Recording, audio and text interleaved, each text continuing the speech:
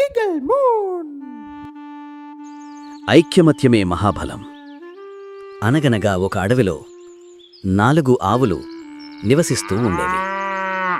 ఆ 4 ఆవులు ఎంతో స్నేహంగా ఐక్యమత్యంతో జీవితం సాగిస్తూ ఉండేవి. అవి ఎప్పుడూ కలిసే గెడ్డి మేసేవి. అలాగే ఎక్కడికి వెళ్ళినా కలిసే వెళ్ళేవి. ఐక్యమత్యంగా ఉండటం వల్ల ఏ మృగాలు వాటిని ఎదుర్కొని గెలవలేకపోయేవి. కాని ఒక పులి ఆవులను గమనిస్తూ ఉండేది. ఎలాగైనా వీటిని వేటాడి తన ఆహారంగా చేసుకోవాలి అని అనుకునేది. ఈ ఆవులన్నీ ఒకే చోట చేరాయి. వీటిని తింటే భలే ఉంటుంది. అలా ఆలోచించి వాటిమీద దాడి చేసినప్పుడల్లా ఆవులన్నీ కలిసి పులిని తన్ని తరిమేసేవి.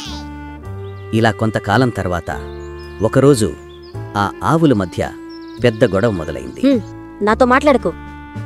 నిన్ను చూడటం కూడా నాకిష్టం లేదు. ఇంకా మీతో నేనుండలేను. నేను కూడా ఉండలేను. వెళ్ళిపోతున్నాను. ఈ యొక్క గొడవ వలన ఒక్కో ఆవు ఒక్కో దిక్కున గెడ్డి మేయటానికి వెళ్ళాయి. ఈ మంచి అవకాశాన్ని ఆ పులి ఉపయోగించుకోవాలి అనుకుంది. ఇంతకాలానికి నేను ఎదురుచూసిన సమయం వచ్చింది.